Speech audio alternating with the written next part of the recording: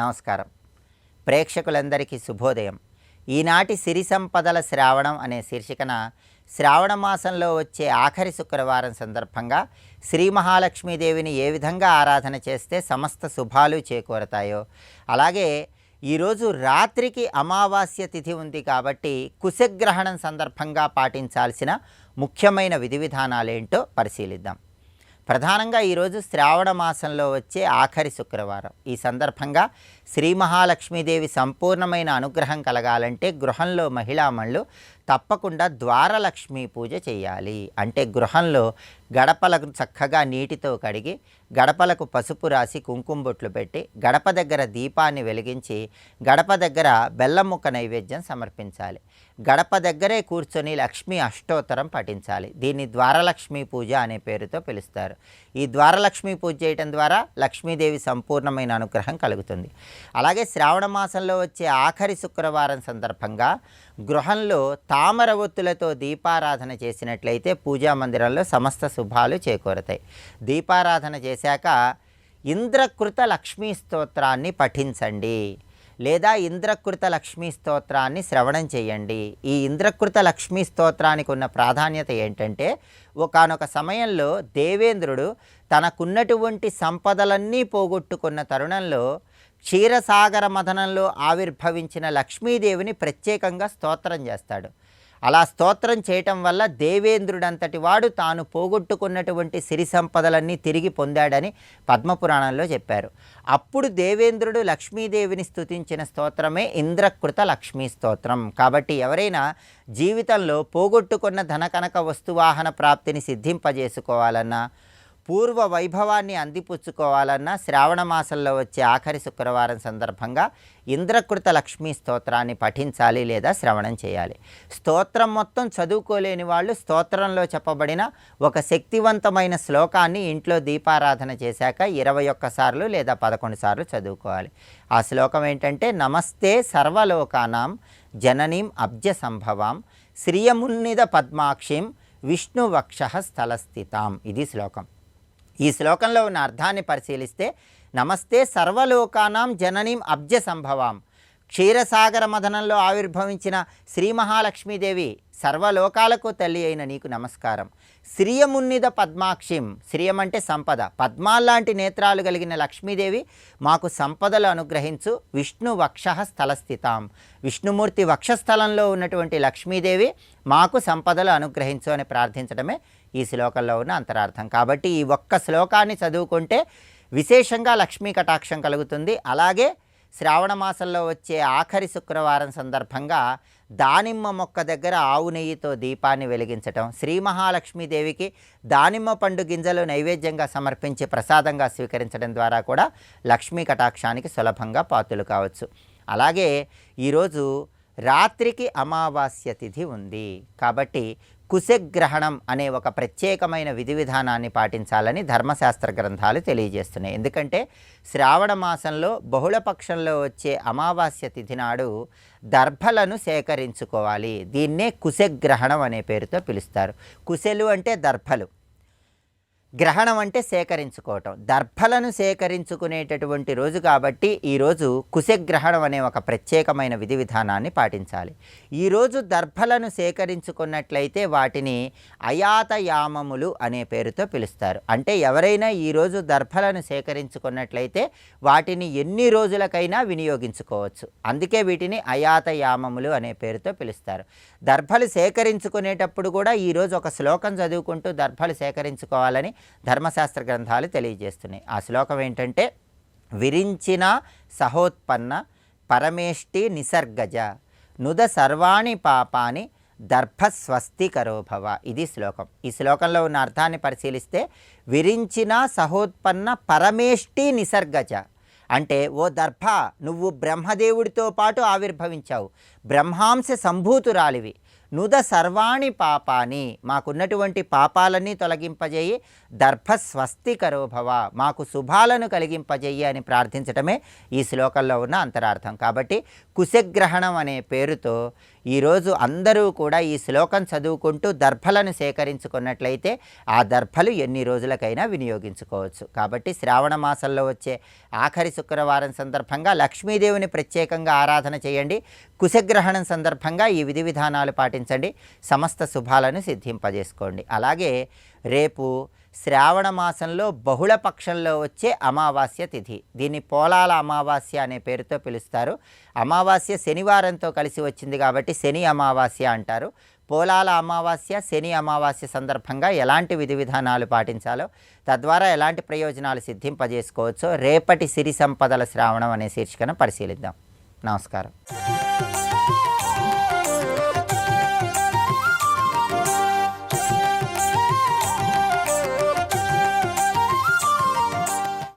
సృష్టి చేసే శక్తి కనుక శ్రీ అన్నారు, స్థితి చేసేది ఐశ్వర్యం కనుక శ్రీ అన్నారు, నశింపజేసేది కూడా ఆవిడే. సృష్టి స్థితి లయకారిణి కనుక మూడింటిలో శ్రీ వచ్చింది చూసారా, లయకారిణి, నశింపజేస్తుంది అన్నాడు. ఇంత చేసి నశింపజేస్తుందా అండి అంటే అవును నశింపజేస్తుంది అన్నాడు. ఏమిటి నశింపజేస్తుంది అంటే నిఖిలాన్ దోషాన్ శృణాతి, అన్ని దోషములను నశింపజేయనిది శ్రీ అన్నాడు. అంటే ముందు ఇల్లు శుభ్రంగా ఉండాలంటే మాలిన్యం పోవాలిగా, కానీ మాలిన్యం పోగొట్టడం కూడా లక్ష్మీ లక్షణమే. మాలిన్యం పోయిన తర్వాత ఉండేటువంటి క్లీన్లీనెస్ మహాలక్ష్మి. కానీ ముందు చెడు పోగొట్టేది ఆ తల్లే. అంతేగాని మొత్తం చెడు పోగొట్టుకో అప్పుడు నేను వచ్చి అనుగ్రహిస్తాను అని అమ్మవారు అంటే బతుకు అయిపోతుంది, బతుకు సరిపోతుంది.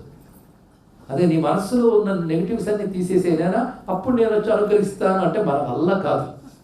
అమ్మా నాకు తీయడం కూడా చేత కాదు తల్లి, నీ పాదాలు పట్టుకుంటాను నువ్వే తొలగించు అంటే అప్పుడు అమ్మవారే దోషాలు తొలగించి అక్కడ అమ్మవారు కూర్చుంటారు. అంటే తన చోటు తానే శుభ్రం చేసుకుని కూర్చుంటుంది అమ్మవారు అక్కడ. శుభ్రం చేసే శక్తి మనకెక్కడ? అది ముందు సాధనలో ప్రథమంగా కావలసినటువంటి వరం ఏంటో తెలుసా? దోషాలు పోవడం. కానీ ఎవరో అది అడగం. దోషాలు పోగొట్టు తల్లిని అడగం. ఐశ్వర్యాలు ఇచ్చే తల్లి, మోక్షాలు ఇచ్చే తల్లి ఇవి అడుగుతాం. ముందు దోషాలు పోగొట్టాలని అడగాలండి. మమ ఉపాత్త దురితక్షయార్థం, ముందు అదడు.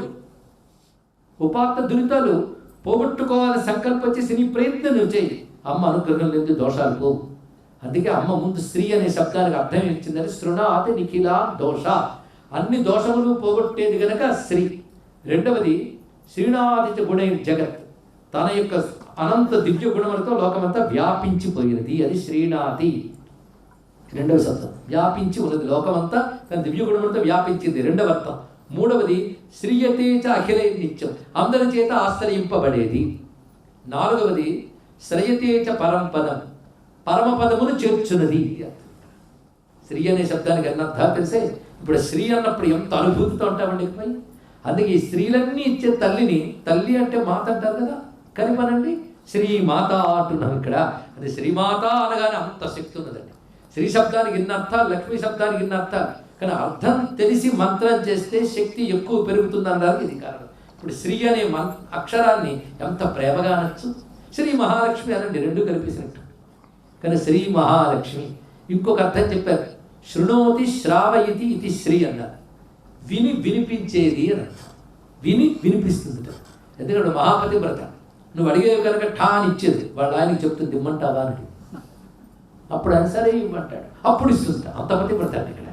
కానీ ఆవిడ దగ్గర ఉన్న గొప్ప లక్షణం ఏంటంటే ఆయన అడిగి ఆయన అనుమతి పొంది ఇవ్వడమే కాదు, ఆయన అనుమతి వచ్చేటట్టు చేయగలిగిన శక్తి ఆవిడకు ఉంటుంది ఇక్కడ. ఎలాగైనా నేను ఆయన చెప్పినట్టే వింటానండి అంటుంది ఆవిడ తెలివిగా. ఆయన నేను చెప్పినట్టు వినేటట్టు చెప్తాడండి అంటుంది కనుక ఆయన తన మనసులో ఉన్నవన్నీ ఓకే అనేటట్టు చెప్పించగలుగుతుంది ఆవిడగా తెలివిందండి.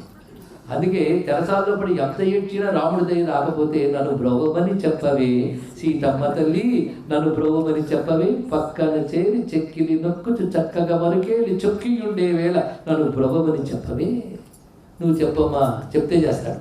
ఎంత గొప్పతనం ఏంటంటే ఆవిడ చెప్తుంది చూసావా అతను ఎంత బాధపడుతున్నాడు, నాకు ఇంకా వాడు నన్ను కొడుచుకోవడం అర్హత రాలేదు, అవునా అయితే నేను చూస్తాను ఉంటుంది. అర్హత ఇస్తుంది తల్లి.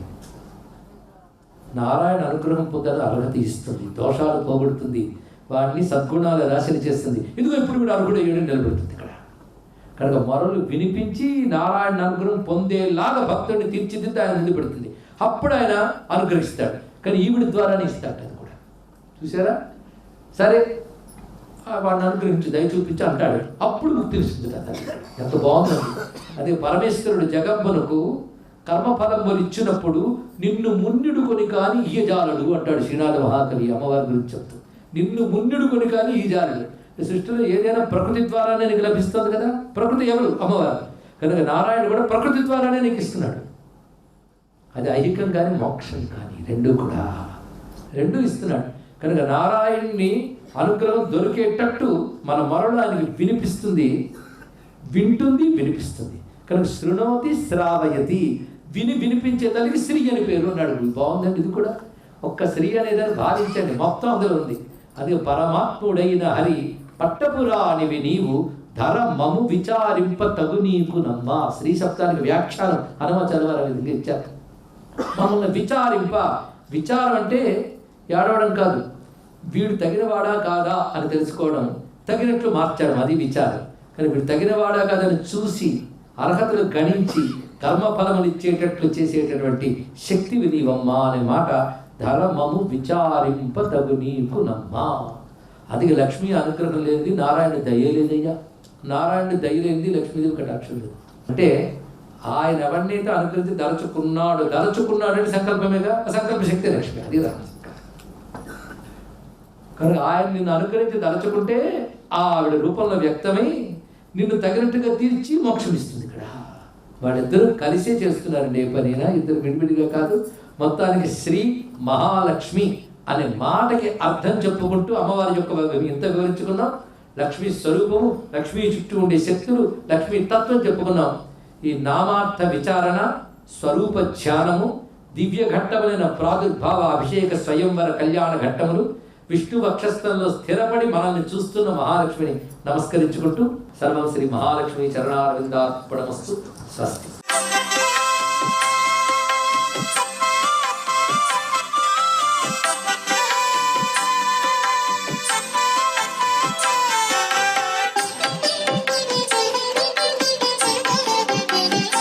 ఓం నమో వెంకటేశాయ.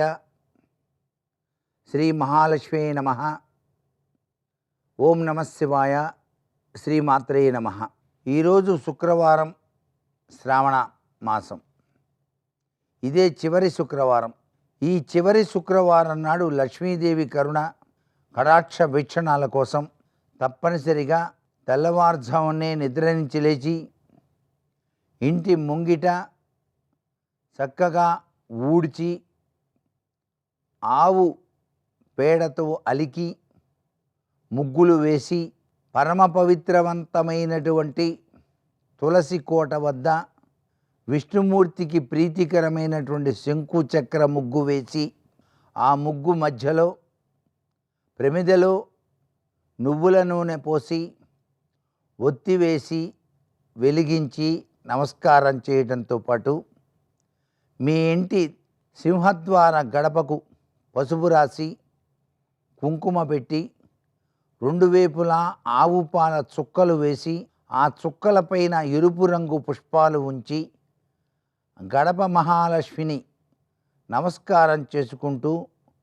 లోపలికి ప్రవేశించి ఇల్లంతా పరిశుభ్రంగా ఉంచి మీ దేవతా మందిరాన్ని చక్కగా అలంకరణ చేసుకొని అలంకరణ చేసిన దేవతా మందిరం వద్ద స్వస్తిక్ గుర్తులు వేసి ఆ గుర్తుల మధ్యలో దీపారాధపు కుందిలో 5 ఒత్తులు వేసి చక్కగా దీపారాధన చేసి లక్ష్మీదేవి యొక్క దివ్యవంతమైన అనుగ్రహం కోసం జాజి, మల్లె, చామంతి, పద్మపుష్పాలతో లక్ష్మీ అష్టోత్తర శతనామావళితో పూజించి శ్రీ సూక్త పఠనం చేస్తూ ఆవు పాలతో లక్ష్మీదేవి విగ్రహానికి అభిషేకం చేసి లక్ష్మీదేవికి ప్రీతికరమైన 9 పిండి వంటలు, రకరకాలైన భక్ష్యభోక్ష్యములు తయారు చేసి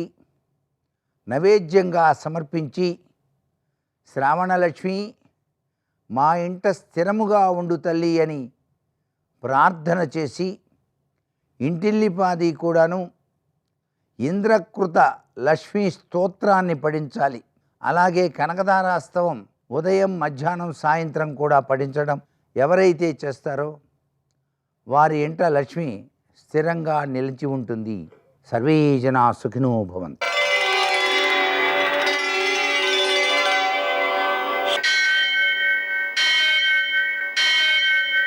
సహస్రశీరుషం దేవం విశ్వాక్షం విశ్వశంభువం విశ్వం నారాయణం దేవమక్షరం పరమం పదం విశ్వతః పరమాం నిత్యం విశ్వం నారాయణగుం హరిం విశ్వమేవేదం పురుషస్తద్విశ్వముపజీవతి పతిం విశ్వస్యాత్మేశ్వరం శాశ్వతం శివమచ్యుతం నారాయణం మహాజ్ఞేయం విశ్వాత్మానం పరాయణం. సూర్యశౌర్యమథేందురింద్ర పదవీ సన్మంగళం మంగళం. లక్ష్మీం క్షీరసముద్రరాజదనయాం శ్రీరంగధామేశ్వరీం దాసీభూతసమస్తదేవవనితాం లోకైకదీపాంకురాం శ్రీమన్మందకటాక్షలబ్ధవిభవ బ్రహ్మేంద్ర గంగాధరాం త్వాం త్రైలోక్యకుటుంబినీం సరసిజాం వందే ముకుంద ప్రియాం. నేటి కాలమాన విశేషాలను గమనిద్దాం. స్వస్తి శ్రీ చాంద్రమాన విశ్వావసనామ సంవత్సరం దక్షిణాయనం వర్ష ఋతువు శ్రావణ మాసం కృష్ణపక్షం శుక్రవారం.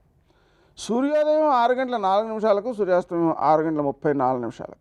తిథి చతుర్దశి మధ్యాహ్నం 11:58 వరకు. నక్షత్రం ఆశ్లేష రాత్రి 12:18 వరకు.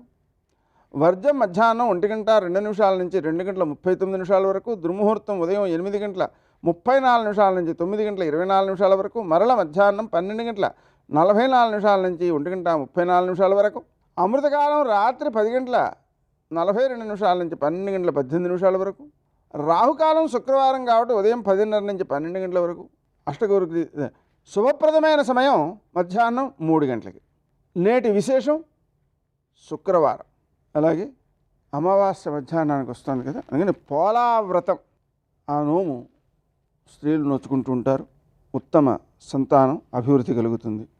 అలాగే ఈరోజు రుద్ర సావర్ణిక మన్వాది లేదా అగ్ని సావర్ణిక మన్వాది, ఇవి రెండు కూడా మతాంతరాలు. ఈ విధంగా ఉన్నందువలన పితృదేవతలకు తర్పణాలు ఇవ్వడం, పితృదేవతలకు పిండ ప్రదానం చేయడం మొదలైన కార్యక్రమాల ద్వారా సంతానం చాలా అభివృద్ధిలోకి వస్తారు. శుక్రవారం కాబట్టి లక్ష్మీ నారాయణులకు మారేడు దళాలతో పూజ చేయడం, లక్ష్మీ అష్టోత్తర శతనామ స్తోత్రం 108 సార్లు, లక్ష్మీ హృదయం 5 సార్లు, కనకధారాస్తవం 3 సార్లు పారాయణ చేసుకోవడం విశిష్టమైన సత్ఫలితాలను అందజేస్తూ అనుభవయోగ్యమైన సంపదను పెంచుతాయి. నేటి ఆణిమిత్యాలు.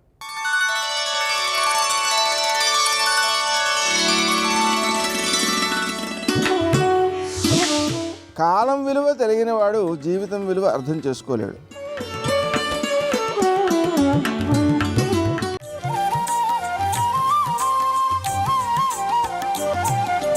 సౌభాగ్యలక్ష్మీ రావమ్మ అమ్మా, సౌభాగ్యలక్ష్మీ రావమ్మ. ఆ పాల సముద్రంలోంచి ఆవిర్భవించింది. ఎప్పుడైతే లక్ష్మి వచ్చిందో ఆవిడ చూసింది అని ఇంకా వేరే చెప్పక్కర్లా. ఎందుకని నేను మీతో చెప్పా, ఓ పెద్ద మెరుపు మెరిసింది అనుకోండి, మెరుపు కాంతి అంతటినీ కప్పేస్తుంది. అంత కటిక చీకటిగా ఉన్న స్థితిలో ఒక పెద్ద మెరుపు మెరిసింది అనుకోండి, ఆ మెరుపు అందరికీ కనపడుతుంది. లక్ష్మి కూడా అంతే. ఆమె లోకాన్నంతటినీ చూస్తుంది, లోకమంతా ఆమె వంక చూస్తుంది. అందుకే ఆమె లక్ష్మి అన్న పేరు పొందింది. ఇప్పుడు ఆ తల్లి ఆవిర్భవిస్తూనే అందరి వంక చూసి ఆమె లక్ష్మి కాబట్టి వెంటనే ఉత్సాహాన్ని పొందారు, సంతోషాన్ని పొందారు. అమ్మయ్యా, తల్లి ఆవిర్భావం అయింది. లక్ష్మి ఎక్కడ ఉన్నదో బాగా జ్ఞాపకం పెట్టుకోండి, అక్కడ సంతోషం ఉంటుంది. అసలు లక్ష్మీ కటాక్షం అన్న మాటకు అర్థం ఏమిటో తెలుసా? సంతోషంగా ఉండడమే లక్ష్మీ కటాక్షం. ఎన్ని ఉండనివ్వండి, ఎప్పుడు ఇలా ఇలా చెయ్యెట్టుకుని కుమిలిపోతూ ఏదో బాధపడుతూ ఏదో తనకి లేదని విషణ్ణ వదనంతో ఉంటున్నారనుకోండి ఆ ఇంట్లో వాళ్ళు, అప్పుడు వాళ్ళకి లక్ష్మీ కటాక్షం ఉందని చెప్పడం చాలా కష్టం. కానీ తనకి ఏది లేదన్న భావన చేత ఎప్పుడూ సంతోషంగా ఉంటాడు ఒక ఆయన. ఆయన నిజమైనటువంటి లక్ష్మీ కటాక్షం ఉన్నవాడు. ఆ సంతోషం కలగాలి. సంతోషం ఎప్పుడు కలుగుతుంది? నా మనసులో శూన్యం లేకుండా, అంటే నాకేదో లేదని ఏడుపు లేకుండా, ఏదైనా ఒకవేళ సమస్య ఉన్నా నేను ఈశ్వరుణ్ణి నమ్మి ఉన్నాను, ఆ ధైర్యం ఉండాలి. 2, అసలు నాకు ఇవ్వంది ఏమిటి ఈశ్వరుడు? నాకేమి ఇవ్వలేదు, నాకు ఏమి ఇవ్వలేదని నేను ఈశ్వరుణ్ణి అడగను. నాకు ఎప్పుడెప్పుడు ఏది కావాలో ఆయనకి తెలుసు.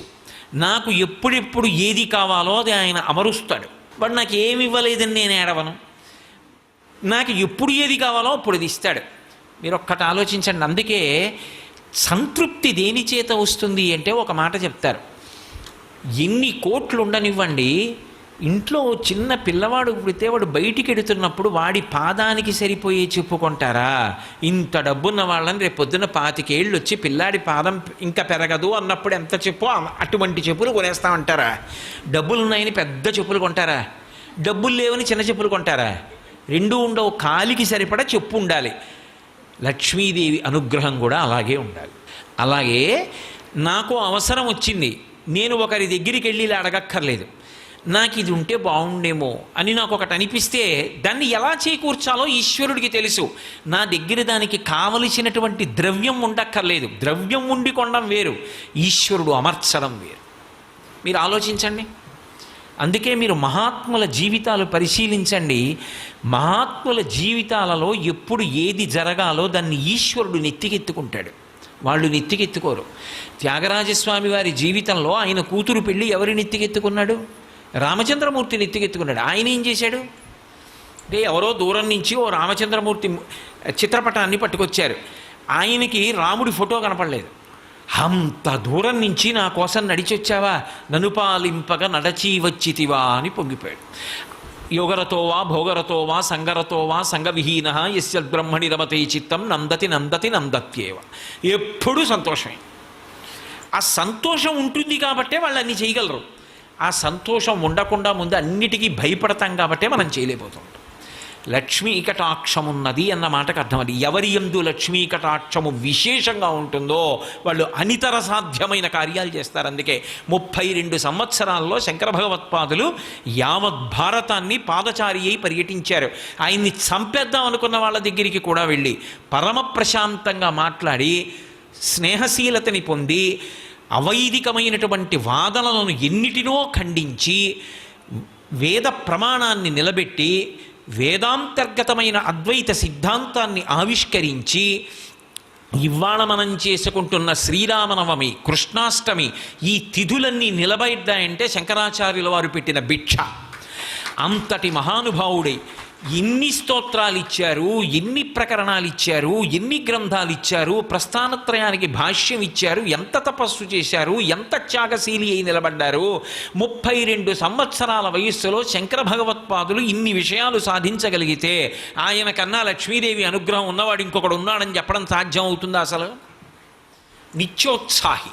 ఆఖరికి సింహిక ఎదురొచ్చిన సురస ఎదురొచ్చి నిన్ను నేను తినేస్తానన్నా సరే ప్రహృష్టవదన శ్రీమాన్ ఇదం వచనమబ్రవీత్ అంటారు హనుమ గురించి సుందరకాండలో. పరమ సంతోషంగా మాట్లాడతారు, తప్ప బెంగపెట్టుకోరు. సర్వం శ్రీ ఉమామహేశ్వర పరబ్రహ్మార్పణమస్తు. స్వస్తి.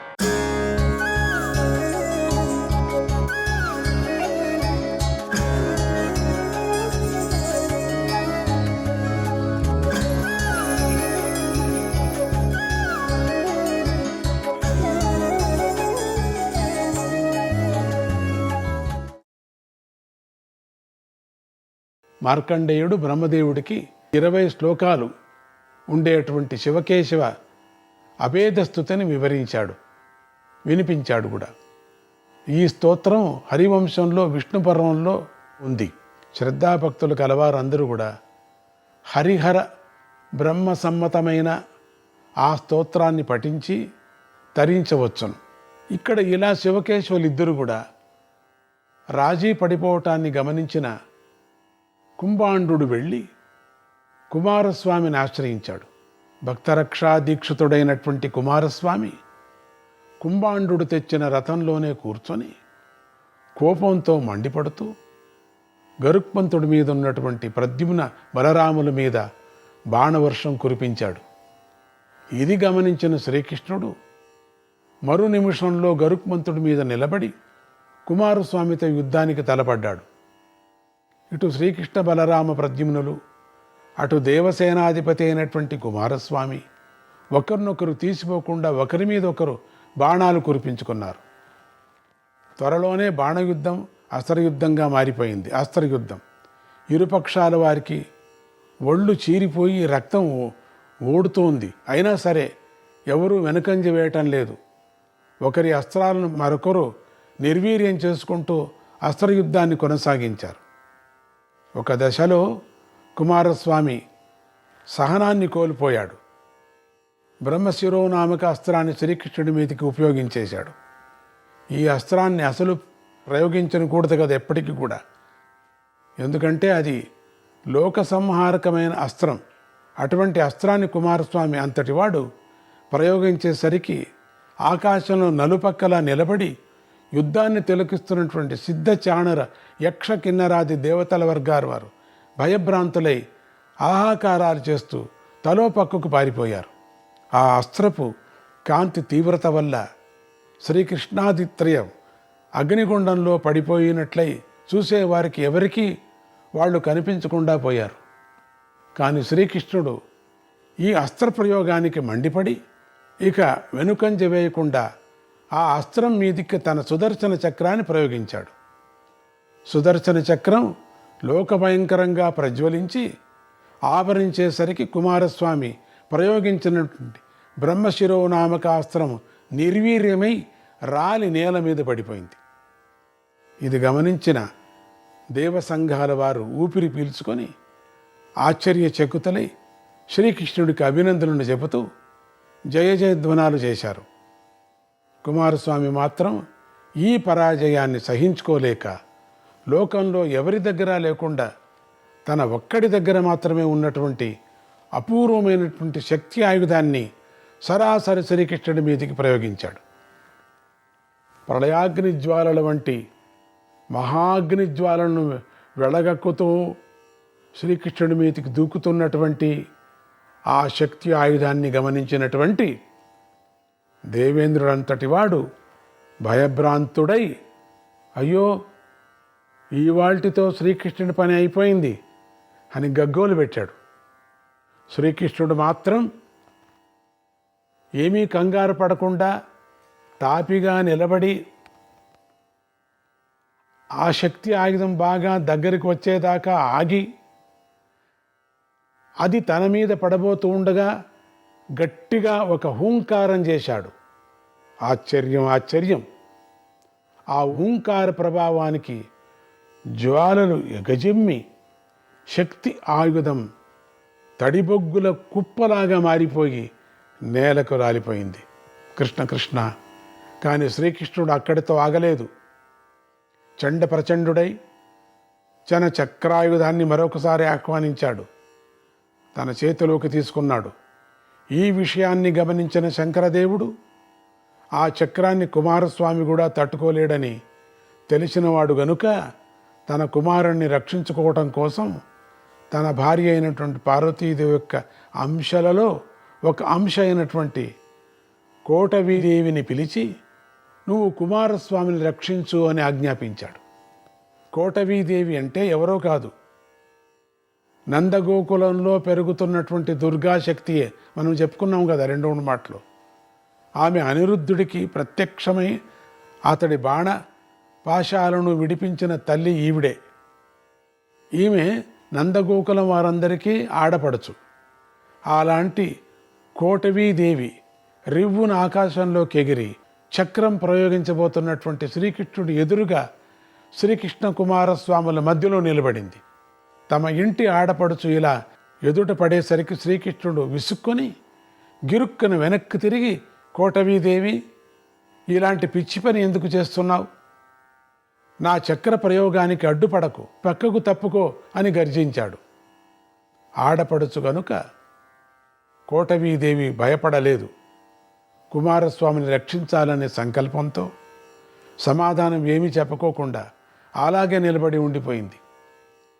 అది గమనించిన శ్రీకృష్ణుడు కోటవీదేవి వంక చూడకుండానే కోటవీదేవి నీకు కుమారస్వామిని బ్రతికించాలని ఉంటే నువ్వు అతన్ని యుద్ధరంగంలోంచి తీసుకొని పక్కకు వెళ్ళిపో.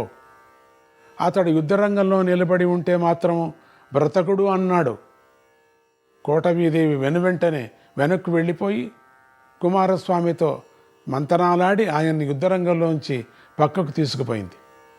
అది గమనించిన శ్రీకృష్ణుడు తన చక్రాయుధాన్ని తానే ఉపసంహరించుకున్నాడు.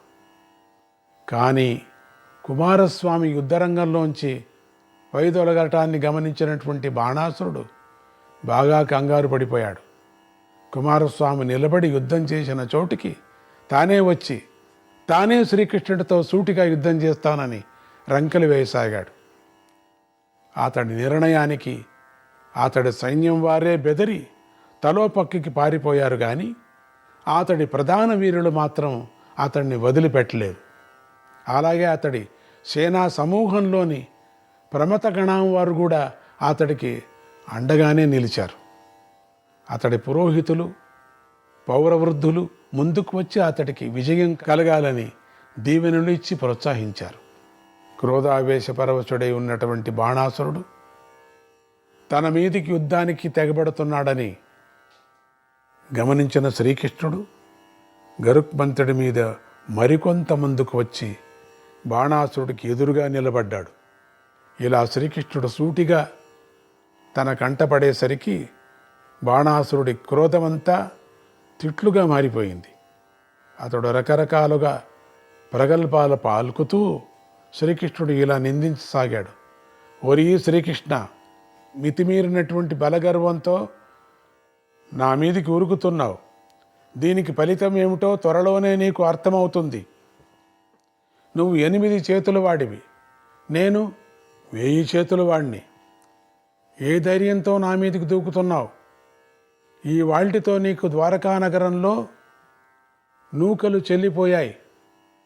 ఇక నువ్వు మళ్ళీ వెనక్కి వెళ్ళి నీ వాళ్లను చూసేది లేదు అని ఈ విధంగా బాణాసురుడు రకరకాలుగా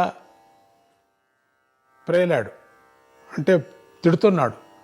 శ్రీకృష్ణుడు దానికి సమాధానంగా గట్టిగా నవ్వి ఇలా అన్నాడు.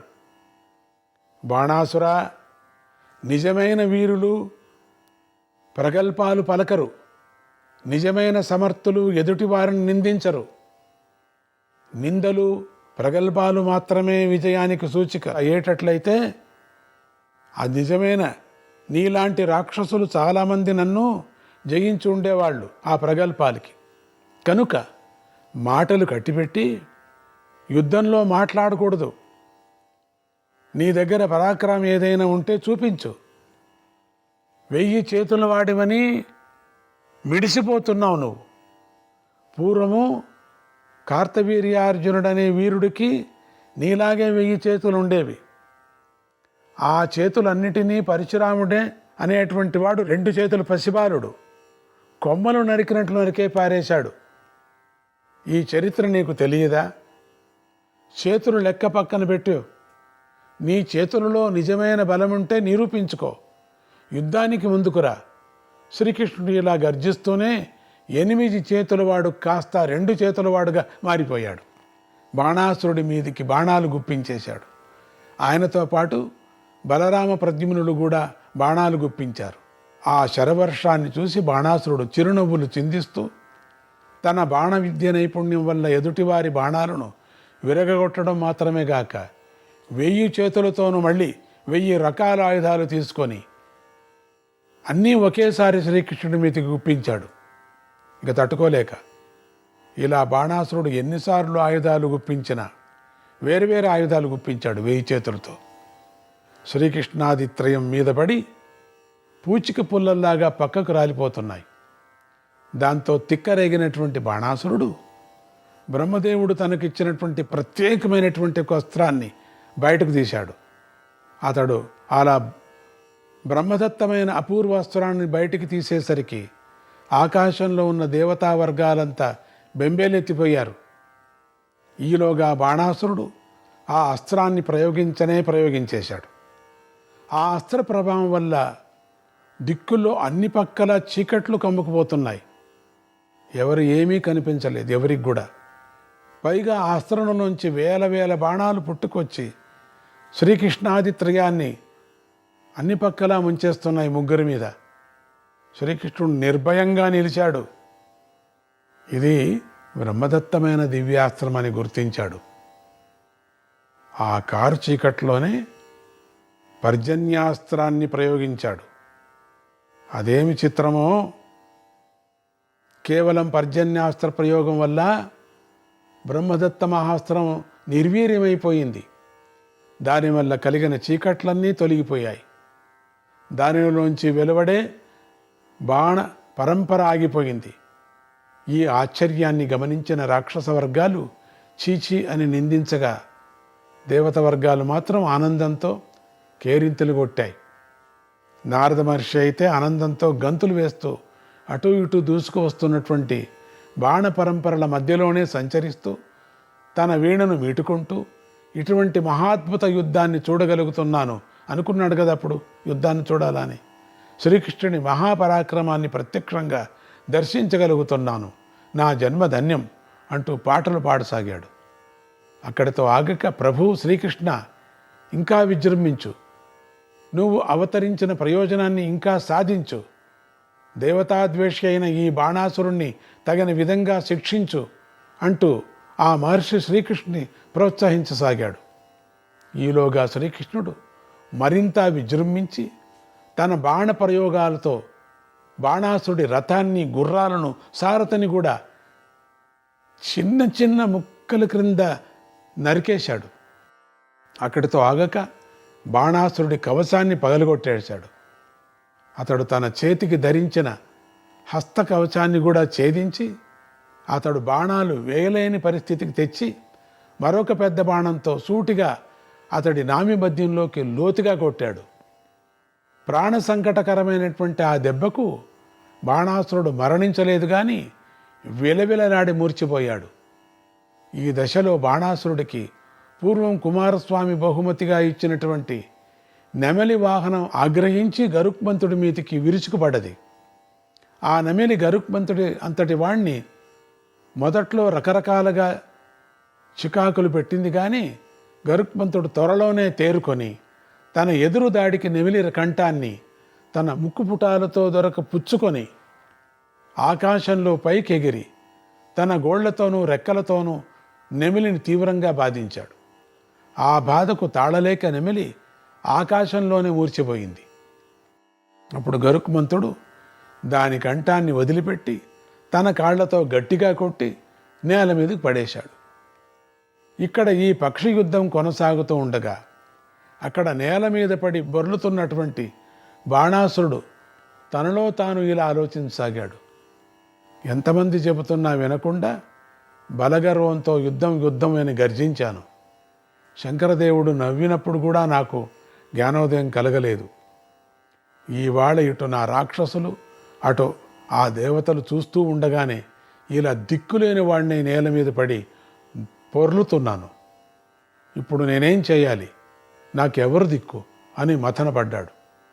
బాణాసురుడు ఇలా మథనపడుతూ ఉండగానే శంకర భగవానుడు బాణాసురుడి దీనస్థితిని చూశాడు. నందీశ్వరుణ్ణి పిలిచి ఇలా అన్నాడు, నందీశ్వర, ఎన్ని తప్పులు చేసినా బాణాసురుడు మనవాడు కదా, ఇప్పుడు ప్రాణాపదలో ఉన్నాడు, కానీ ఈవాళ నేను యుద్ధం చేసే పరిస్థితిలో లేను. కనుక నువ్వు బ్రహ్మదేవుడు నిర్మించిన సింహవాహనాలు గల ఈ మహారథాన్ని తీసుకొని బాణాసురుడి దగ్గరికి వెళ్ళు, అతన్ని ఏదో విధంగా ఆదుకో అన్నాడు మహేశ్వరుడు. నందీశ్వరుడు చిత్తమని వెంటనే ఆ సింహరథాన్ని తీసుకొని బాణాసురుడి దగ్గరికి వెళ్ళి అతన్ని ముట్టుకొని అతడి బాధలంతా పోగొట్టి, బాణాసురా లే, త్వరపడు, మహాదేవుడు పంపించిన ఈ రథంలో ఎక్కు, ఇది బ్రహ్మదేవుడు నిర్మించిన ప్రత్యేక రథం, దీనిని ఏ అస్త్రాలు ఏమీ చేయలేవు, నేనే స్వయంగా సారథిగా ఉంటాను, నువ్వు వీరుడివే యుద్ధం చేయి అని ప్రోత్సహించాడు. దాంతో బాణాసురుడికి ప్రాణం లేచి వచ్చినట్లయి ఒక్కసారిగా ఆ దివ్యరథంలోకి దూకి శ్రీకృష్ణుడి మీదికి బాణాలు గుప్పించి అక్కడితో ఆగక బ్రహ్మశిరోనామక అస్త్రం అనేది ఉంది, అది తీసి వెనుక ముందు చూడకుండా శ్రీకృష్ణుడి మీదకి ప్రయోగించేశాడు. పూర్వం కుమారస్వామి కూడా ఇదే పని చేశాడు. కానీ అప్పుడు శ్రీకృష్ణుడి ముందు ఆ అస్త్రం నిర్వీర్యమైపోయింది. ఆ విషయం తెలిసి కూడా బాణాసురుడు మళ్ళీ అదే అస్త్రాన్ని ప్రయోగించాడు. లోకాలు ఆహాకారం చేశాయి. శ్రీకృష్ణుడు ఈ మాట ఏం చేశాడు? ఆ మాట జ్ఞాపకం చేసుకొని ఈ మాట ఏం చేశాడు? ఆ అస్త్రం మీదికి తన చక్రాయుధాన్ని ప్రయోగించాడు. ఆ చక్రాయుధము బ్రహ్మశిరోనామకాస్త్రాన్ని మింగేసింది.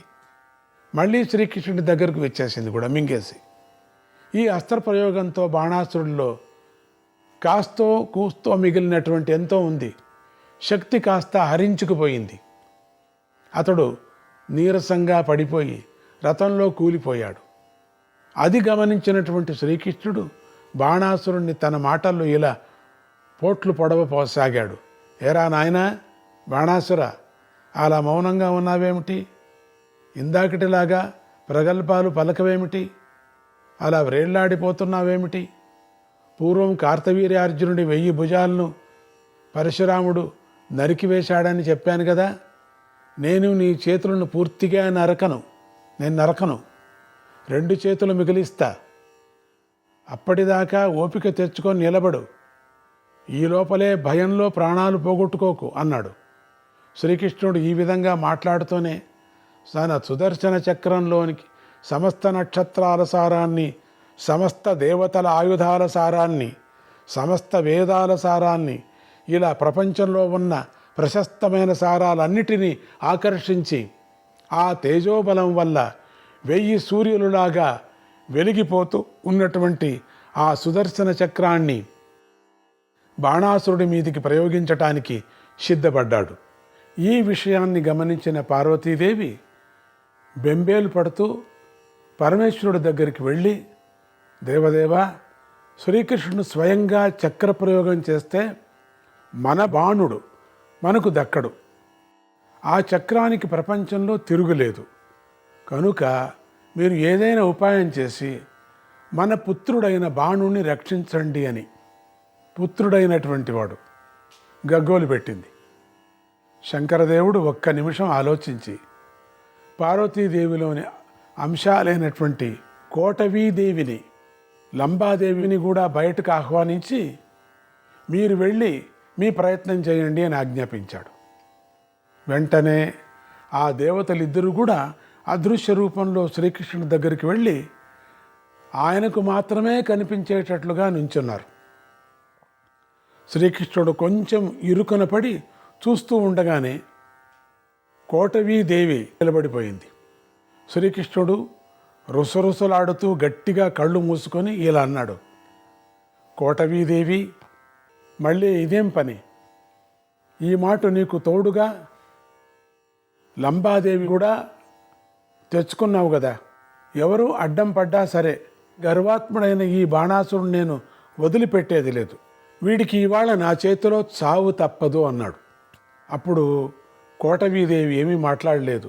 లంబాదేవి మాత్రం ఇలా మనవి చేసింది, నారాయణ నారాయణ హరే కృష్ణ.